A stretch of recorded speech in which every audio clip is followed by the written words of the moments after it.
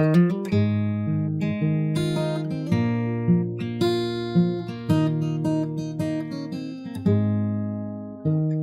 everyone, this is Steve Perryman. The Steve Perryman podcast is back, and I'm proud to say that we have the same staff. Can I call you staff, chaps? Tom, Howard? It'd be an honour. Yeah. We have the same staff as ever, and our guest on this new start for us is, I'm very happy to say, is Keith Burkinshaw, as you can see on your screens.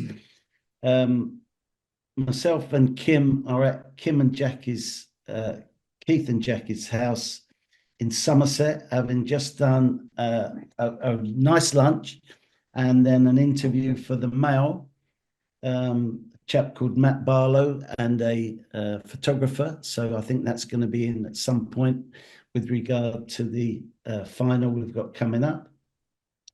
So Keith has just kindly made me a cup of tea. I don't normally get that out of our guests, but so we're ready to go. And Howard, would you like to just introduce yourself to Keith in terms of when you started supporting the club and your first question for him? I first saw Tottenham, as I mentioned, in 1956, 57. I didn't get to be a regular then until another 10 years or so. But I was utterly devoted to them, whatever position we were in. Because going that long ago, I'm no longer able to feel quite. But most of that time, I felt all the time it's only bad luck that stopped us winning trophies. And sadly, it's probably there's more to it than that. Yeah, touch more than that, I would think. Go on, Howard. Give us your first question for the Keith. The first question is: at what point did you think, I'll go and buy Ossie Ricky? At what point did you think, I'm going to go and sign Ossie Ricky? Well, I knew about him from a friend of mine that was in football, and I'm struggling to think of his name now. And he said he was going over to Argentina to hopefully sign a player up from over there. He said, why don't you come over with me? Well, I thought about it and I got back to him and I said, yes, I'll do that, because I'd seen Argentina playing in the World Cup. And all of their players looked to be very, very good at the game.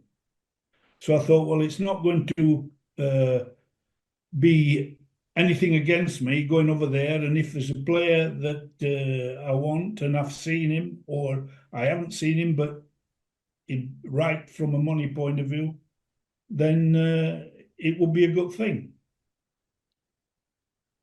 And that turned out to be Ossie Ricky. Yeah. Absolutely. And what did you like about him, Keith, when you saw him? Well, he'd always got good feet. Yeah. And his brain was good brain. I'd seen him playing for his country, and I thought, well, if we could get hold of him, he's going to help us with our first team. And we're, just to put it in context, we'd just been promoted back to the top league. Yes. And obviously we need to improve the team. And he looked like watching the World Cup, I was amazed at the tempo of that team and the tempo of Ossie's play and the quickness of his brain stood out. So, and where did Ricky come along this? Well, Ricky came along with it when Ossie said that would I be interested in having another player come along with him. And I thought about it and I thought, well, they're all going to be happier if there's two players rather than the one player. And two wives and two families. Yes, two families as well coming. And it proved to be right. Yeah, they certainly settled in not necessarily straight away, but... Well, what I did actually, I rented a very big house so that both families could come over from Argentina and live there Live together. for a while. Yes. So when the husbands were away playing football, either the wife wouldn't be on their own, would they? No, they were all there together. Yeah. Yeah. Good move, Keith. Very good move. So, Howard, have you got another question with regard to the signing of Ossie? This one says, how difficult was it financially to include Ricky? It didn't. We had enough money in those days to bring both players to us. I think it cost about, was it 500,000, something like that, and we weren't being questioned by anybody about spending that sort of money. Good value, I would assume, as per what else you could buy for that similar money. Oh yes, Keith. Both players looked good when you saw them playing in the World Cup, and of course it was something that hadn't happened previously, so it was an opener as far as English football was concerned. Just as an aside, I think about 2 or 3 years ago, Keith did say to me in one of our many conversations, Steve, do you know what the problem of the game is today? No, Keith. Too many foreigners. And I had to point out that you started it, Keith. Yeah. So yeah. Do you have another question about the Argentinians, Howard? I'm sure I'm sure you must have been amazed when you turned up as a discussion point in Parliament. It turned up in Parliament. So was there questions asked, Howard? Yes, there always are. Whenever foreigners come into this country, whatever it's for, you're going to get some MPs who are only interested in their own point of view where they can get rise through the ranks there. And Ossie was definitely one of those. I remember throwing something at the TV when this idiot of an MP was saying, we shouldn't be allowing these people to come here. It's going to ruin British football, it'll be finished. We're going to take 2 great players and the rest of it. Okay. Was his reasoning that they were too good for us? No. So you weren't aware That's of the first time I've heard of that one. Yeah. Yeah. You always learn something on the Steve Perryman podcast. Mm. That's a very good point, Howard. And what about playing Ricky? I'm sure you had no doubt about picking him in the first game against Manchester City, 81. But we all know that he was substituted during that game. Yes. Was it Brooksy that came on for him? I forget now. Yeah, I think it was Brooksy. You would know, Howard. Definitely Brooks that came on. Yeah. So was it tough to re-pick Ricky for the second game? No, not for me. It wasn't. No, because it was only after they played in a few games can you really assess how good they're going to be. Yeah. Yeah. You not after one game. That's you'll never get away with that. Yeah. So, for instance, I think the game was beamed live to Argentina, the 81 Cup final. Yes. Against Man City. And I think I misread that he's head down, been substituted, walking around the dog track. So he didn't stay and watch the team eventually get a draw, albeit lucky draw. And so I misread it that he was angry with you for taking him off. So you said to me after in the dressing room, Steve, would you play Ricky in replay? I said, and I'm owning up to this, no, I wouldn't, Keith. Not a chance. And you said, well, he's definitely playing. So I said, well, Keith, if you're that sure, well done. That's why you're the manager and that's why you get the big bucks. So go and tell him, because he's probably sat on the bus in the tunnel area waiting for us to go home. And he's probably thinking all the negative thoughts, and maybe he thinks he's not going to play on Thursday in the replay. Go and tell him that he's definitely playing. Yeah, but it was a little bit harder from your point of view because you said you cannot play him in the next match. He's not good enough to do that. And, Oh. and I said, yes, he'll be playing. Well, there you go. That's a good manager, and taking his captain's viewpoint, albeit we were agreeing to disagree. So, but it turned out great, Keith, didn't it? Yes. Two proper personalities, Yes. two proper people, and of course the background work of all your staff at the club helped them settle in and love living Yes, in I England. think in the first few months, the reason that they were settling in is that I rented a big house that would take both families. Yes. So that made them feel as though the country was quite good there, you know? Yeah. I think that was in Chigwell, isn't it? Yes. Somewhere like Chigwell. And I don't think they even played golf at the time, so it wasn't No, like they didn't play golf at all. No. They learnt bad habits when they came to us. So yeah. Keith, what about the club now being in this cup final? Which cup final is that? The Europa Cup final? We've just beaten Boda Glimt, and now we're going to be playing Manchester United in the final next. Is it next Wednesday, chaps? Wednesday 8 o'clock. Are you pleased for Ange that we've got to a final? Well, I think he's a decent fella. I've seen him a couple of times. I think you were with me, one of them. Absolutely. And he comes over as a decent fella. I don't see anything more of him than that, so I cannot really be on his side or critical. Yeah. But we'll wait and see what happens in the next couple of games, I suppose. Would you still call yourself a Spurs man?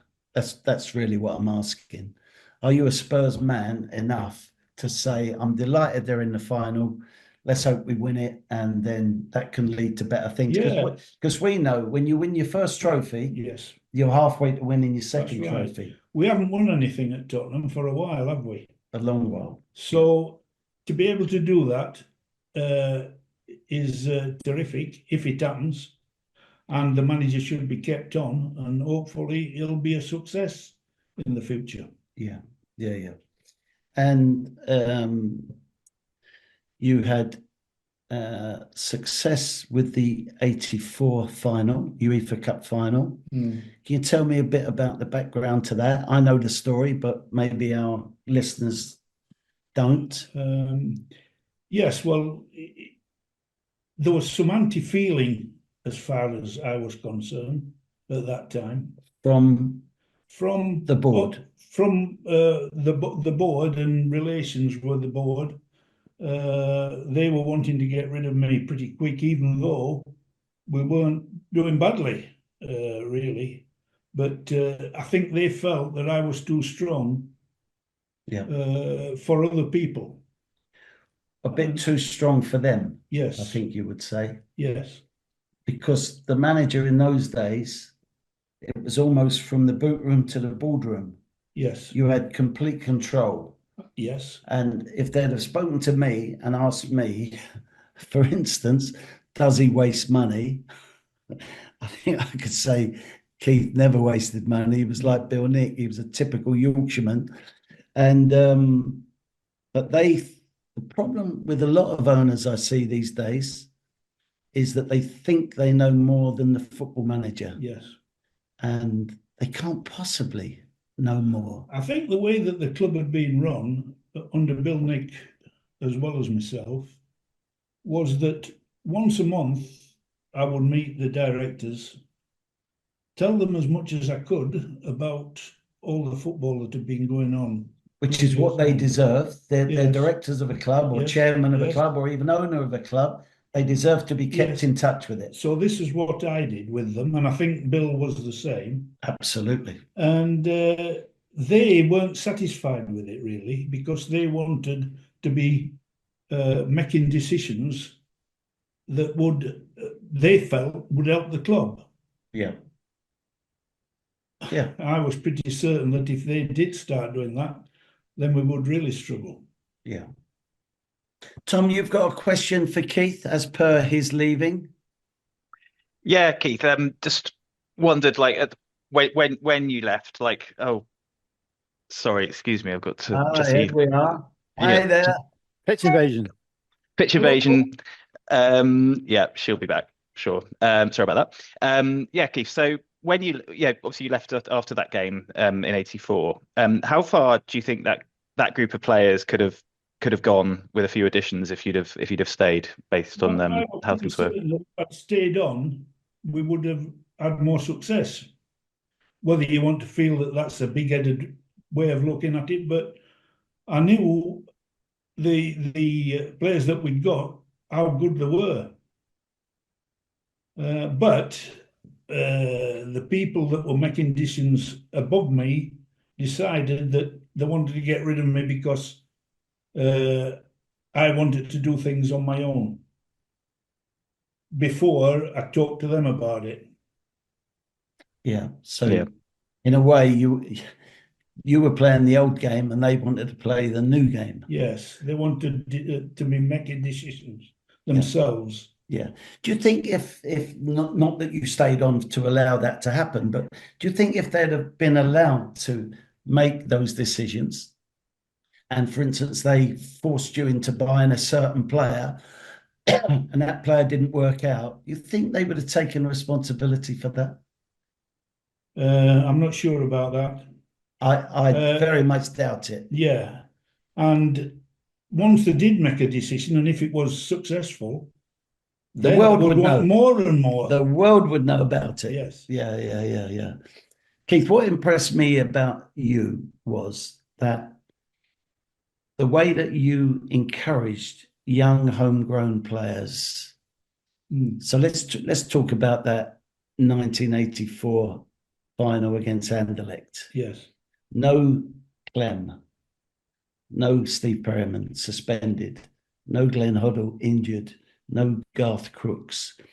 So when you look at the team that actually played that last game at White Hart Lane, and none of us are going to ever forget that feeling and that energy that the crowd put into the team and the team put into the performance, a real unit together, highlighted by the fact that when Danny Thomas missed the penalty, they cheered his name. They chanted his name all the way back to the halfway line. I mean, that's very, very special. But you tell me how you had encouraged young players to feel that they've got a chance when they walk through the door at Tottenham Hotspur as a 15, 16-year-old. Well, those 15, 16-year-olds that you're talking about, they didn't come into the club at that age generally. They would be coming in at 9, 10 years of age.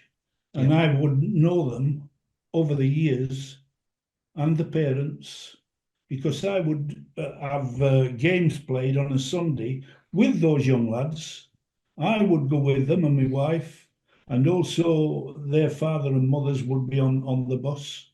And we would go and play a team, say 20 or 30 miles away. For instance, Southampton. Yeah. So you would go with two age groups on a bus. Yes. You've got full knowledge of the mums and dads. Yes. Which gives you an inner knowledge on the player, the player's character, by the way, and of course knew their name. So they're a somebody, because the Spurs manager and his wife are watching us play. Yeah. And there would be 2 or 3 other age groups coming back the other way from Southampton to play us. Yeah. So I thought you gave relevance to those fixtures. I think you was the first manager to start off those friendly fixtures, as it was back in the days, the early 80s. Yes. Which is obvious. We do it now. Of course, every club does it. So I think you started the ball rolling in terms of that. My point to you was, when I found out about that, is that the closer you are to the player and to the parents, I understand you want to get close to them. If you decide eventually that the 15-year-old is not going to be taken as a YTS, or the 18-year-old is not going to be taken as a pro, surely that is harder. That's harder to tell them the fact that you know them. You hit the nail on the head there, because I knew the parents really well. I've been talking to them from the kids 9 years of age until they're 15. Yeah. And I've got to then make a decision. Do we keep them on at the club, or do we let them go and say that they're not good enough? And you know the parents so well that they're going to be looking at you and saying, Christ, what's this fella doing Yeah. with our family? Yeah. You know?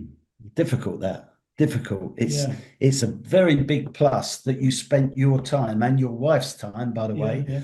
traveling on a bus and speaking to the parents. But then, you know, what percentage of players get taken at the end of it all to be upgraded to the next level? Yes. And therefore the disappointment must be greater. Having said that, if you gain their trust during those coach journeys, Yes. then they probably trusted your opinion when you were saying their son is not quite up to it, not quite up to it. Yes.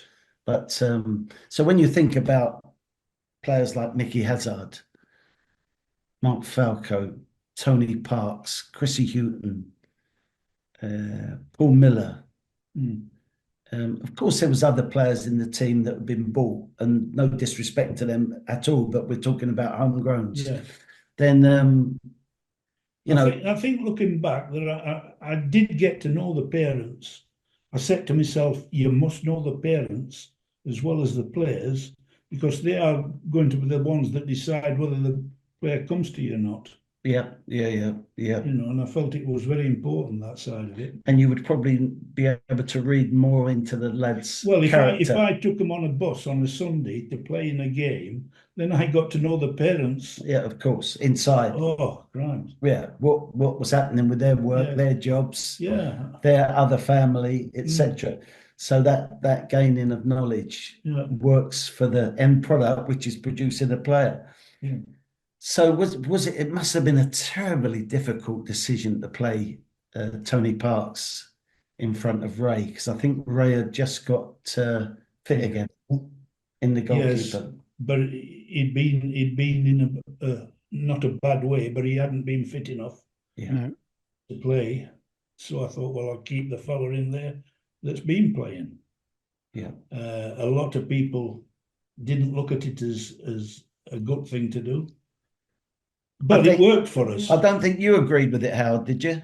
Being a Ray Clemence fan. I don't. No, that's right. That's right. I got to stick by him.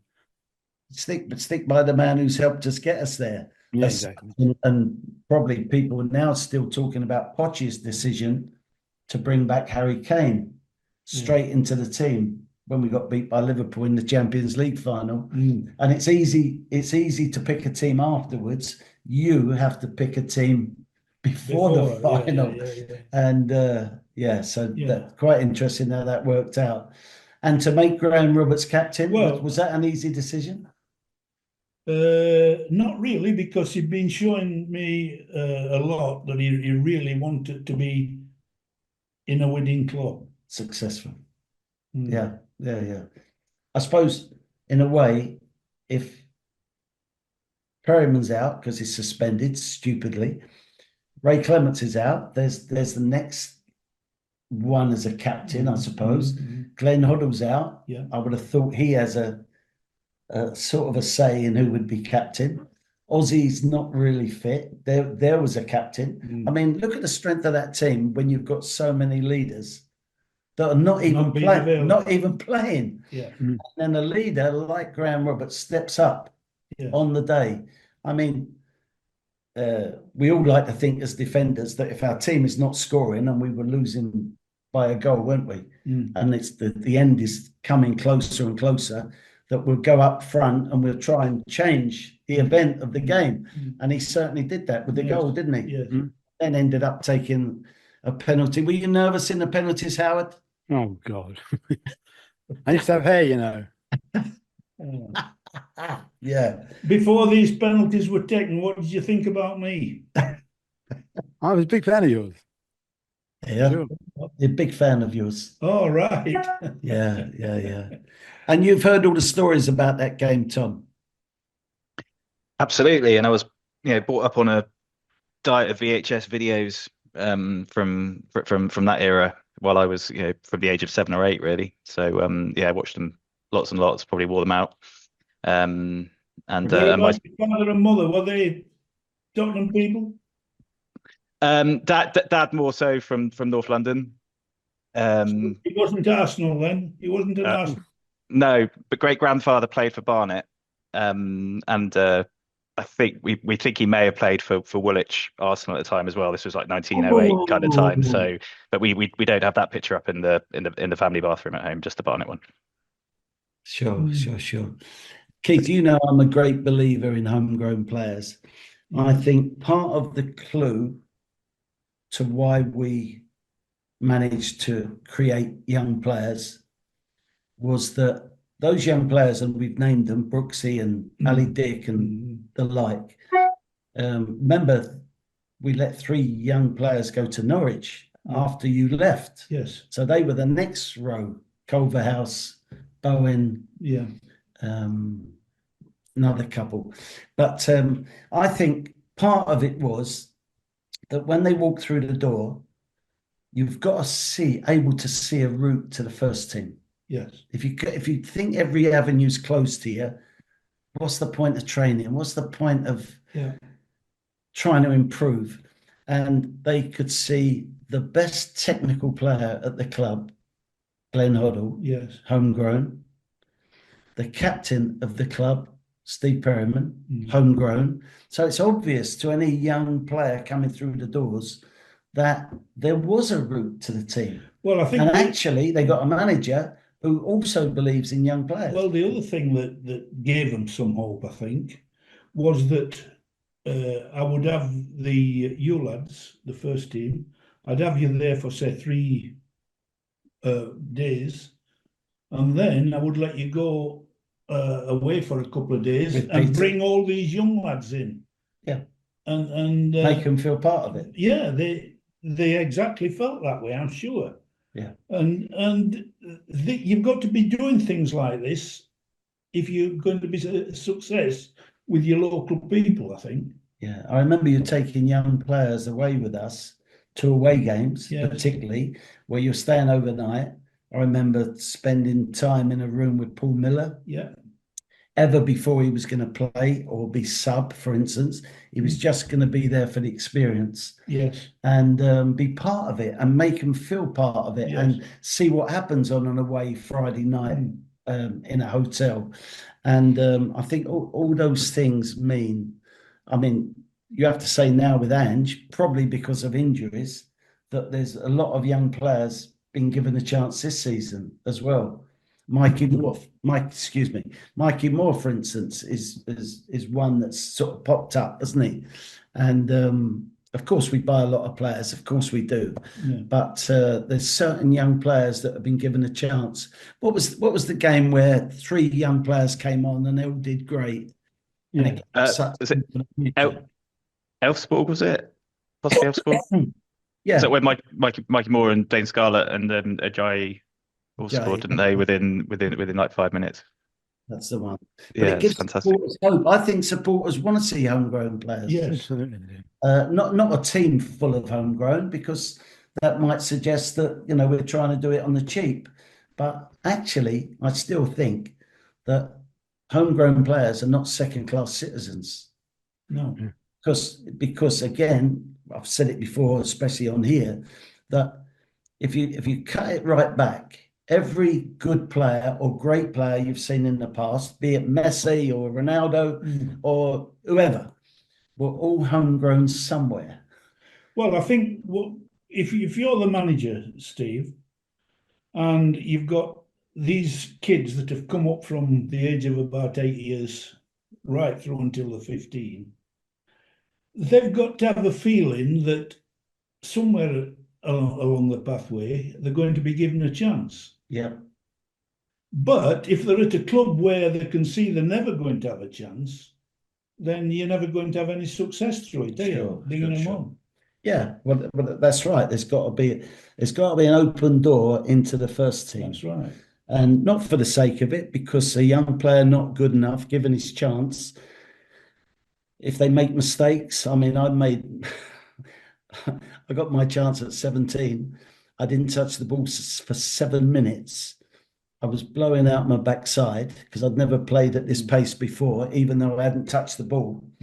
And when the ball eventually came to me, I made a mistake with a back pass, and thankfully Pat Jennings saved the shot at goal.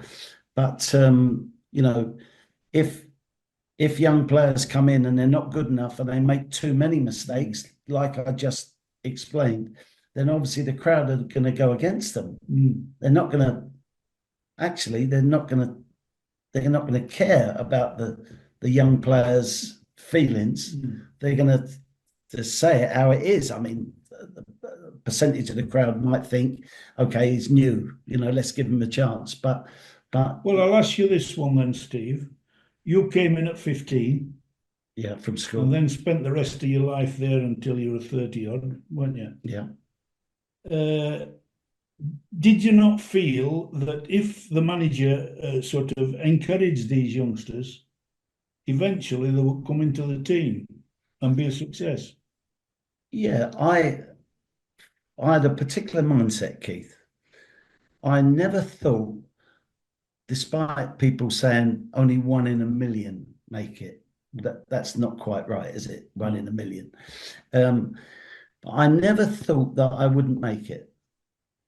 I didn't walk about saying, "Oh well, just wait another month. I'll soon play." Enough confidence in yourself. Yeah, there was an inner confidence that all I did was get up every morning, got changed, went to work, trained as hard as I could, and came home. Yeah, gave the game some thought and listened to Bill Nick's every word. I think that was part of my ability, listening to the instructions, especially for my type of player. He turned me into a defensive midfield player. And, to be honest, you had to read what was going to happen next. yeah. And I had to read what's going to happen next from a defensive point of view. Well, that might happen. He might fall over. He might trip over. Yeah. He might pass it bad. So I'm always thinking on the negative side of it. But obviously other people are in the team thinking on the positive side. So, but in terms of, am I going to make it? I just tried my best, and the best was good enough. And Bill Nick used to say, "Steve, just do it right. Just do it right, and the game will look after you. Just do it right." And whether that's passing the ball or controlling it or clearing the ball off your goal line or whatever, just do it right. And so I'm eternally grateful to Bill Nick. I played for the two, I say, the two best managers in my world, and successful managers, Bill Nick and Keith. And I learned lessons from you both. And yeah, I think we had a good relationship, Keith, didn't we, as manager and captain? Yeah, definitely. Yeah. Do you think these days football takes enough notice of captaincy? Do you think it's as strong as it used to be? When you think Bill Nicholson, he had Danny Blanchflower, Yes. Dave Mackay, Yeah. Alan Mullery, Martin Peters. Yeah. I mean, these are significant players Oh, for other players to follow. yes. And they had ability, of course. Why wouldn't you have ability? You're in Tottenham's first team. Yes. But they had this bit extra. They had this bit extra to pull others along with them. And I don't really see that these days. I'm not talking just about Tottenham, or I think we do have leadership problems. But in general, I see Van Dijk at Liverpool, and I think he's a good captain. I think that's a captain. I don't see it so often these days. Every team had a good captain, I think. Yes. And not every team's going to be successful, and not every team's going to, be up the top of the league. Of course, even bad teams have good captains. Well, in your day at Tottenham, did not the captain of the team or people that had been there a long time and were good players or very good players, they were given they could talk to other players in a strong way, couldn't they? You were given the responsibility to talk to players. Yeah. Yeah, absolutely. And you gave me responsibility, Keith. Yes. That I remember you saying to me, "Steve, sometimes half-time is too late to change something. If you think it needs changing, you change it." And that's a great responsibility put on me. And of course, I'm glad that I was nearer to the end of football days than the start because I could handle the responsibility. If you'd have said to me, not that you would, at 21 years of age, Steve, you change the tactics if you want. Not sure. Not sure about that. Can I take the hit if it doesn't work? So, which you have to do when you. But I do think that the pair of us have got a good understanding between ourselves, haven't we? Because on a Sunday we always talk for an hour or so about the game that we played on the Saturday. Well, you can imagine relegation. There's a lot to talk about on a Sunday. Then promotion. There's a lot more to talk about. Yes. So that's where our grounding was done in those 2 years. Yes. As such, and I trusted you. You trusted me. Hopefully, which is why I couldn't understand that when you signed our dealers, I didn't even know you was in Argentina, Keith. I don't know where the phone call went on that one. But yeah, so it worked, Keith. It worked for us, didn't it? And I like Tom's question. I want you to keep it as quiet as possible. Of course you did. That's suggesting you didn't trust me, Keith. But I like Tom's question about how far do you think we could have gone? Because there was definitely. What, the first team when I left? If you hadn't have left, how could we have used what we gained under you to be carried on into more success? And I think you agreed with Tom that you believe we would have been more successful. Yes. So that makes that decision from the powers of then. I'm not impressed with owners, Keith. I've got to tell you. With what owners? Owners, the Notts Forest owner that comes onto the pitch with the manager that's had such a great season. I mean, I don't know what was said, but it feels like he was. It's not a bad thing to feel like a supporter and feel extra disappointment. But there's another team there not wanting to lose a game. Steve, the thing about football just at present is that if someone has put a load of money into that club, they think that they've every right to give their opinion about everything on television. Yeah. Which I can't see is right. Yeah, I mean, and money does create a problem in some ways. Money talks, Keith, but sometimes it talks nonsense. Yeah. So that's the problem. Any last question from you, Tom, and one for you to think about, Howard? Okay. Yeah. I just touching on the modern world, Keith. Like, could you?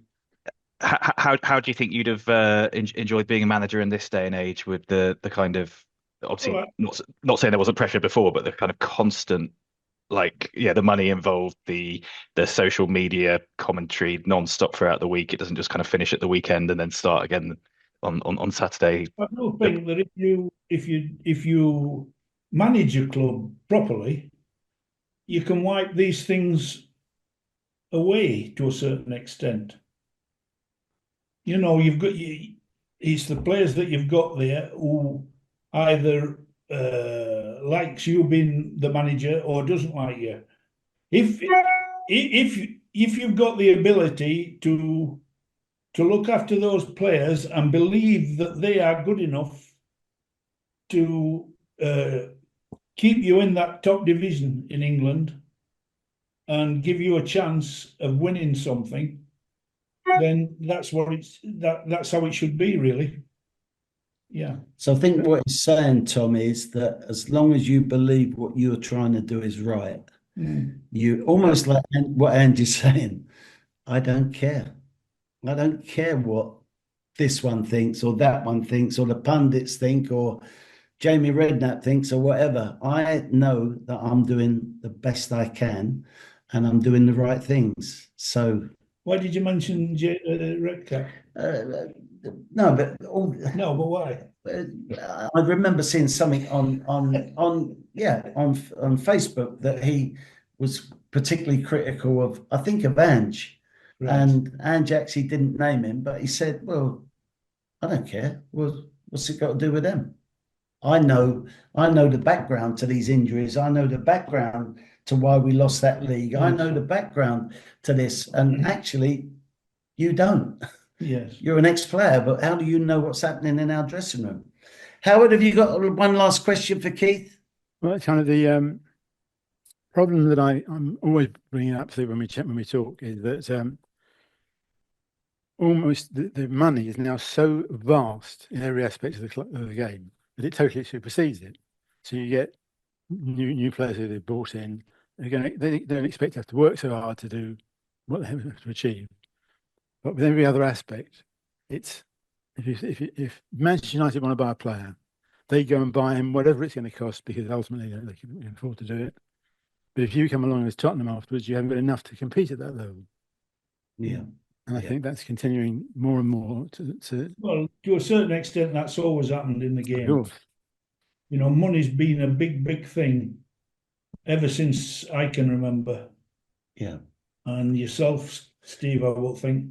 Well, probably Tottenham Hotspur won that type of race when they signed Mikey in front of everyone else, or they bought Jimmy Greaves back from AC Milan instead of signing for someone else, or it does talk money at the end of it. It does talk. But Keith, I want to thank you for being our guest. As I said before, to Steve Perryman. So tell me about this then. These podcasts. What do you do this every weekend? Or? We used to do it probably every fortnight, and then it went to once a month, and then for different reasons we'll get busy doing other things. No one has to pay anything to be on this. This is free, so it's not like we're earning money out of it, and it gives me a chance to speak to people like yourself and Tony Galvin and Peter Taylor and different people, which is great. And I'm Graham Souness last year as well, didn't you? Souness, how interesting was that? Wow. Go on, tell me about that. Just for a little bit. Being a young player at Tottenham, he got totally disenchanted that he wasn't getting a chance. Bill Nick kept explaining to him that the midfield is Mallory, Peters, and Perryman. It feels like you're aiming at Perryman because he's the youngest, but you don't work as hard as him because Graham actually was a different type of player back in the day, his young days. So you're aiming at Mallory and Peters, and actually they're England internationals, and you're not as good as them yet. You will be, but you're not yet. So he just ran out of patience, and I suppose that is a young person's problem, if you like. You want it today. You wanted it yesterday, actually, and it's not happening. And he's seeing me in the first team at 17 years of age, thinking, well, I'm probably a better player than him. And in lots of ways, he was. He was a different player to me, though. Yes. And I mean, whenever I see him now, and I normally see him in Portugal, he says, Steve, what about if I'd have stayed and a homegrown midfield of Perryman, Souness, and Hoddle? I think that might have been successful, Keith. Thank you. Anyway, enough of this. Thank you for listening and watching. It's good to be back. Not sure when the next one is. How often does this happen? Nothing planned. About once a month. All right. Well, it used to be once a month, but we haven't done one for about 5 or 6 months. So, So look forward to our next games. Haven't really. What about tomorrow night? Does that figure? Haven't enjoyed the last few games. Put that outside. Is it raining? Oh, the cat is caught a pigeon, is it? A squirrel. Just squirrel. Anyway, thanks for listening, everyone, and see you soon. Thanks, Tom. Thanks, Howard. Bye. Bye-bye. Bye-bye. Bye-bye.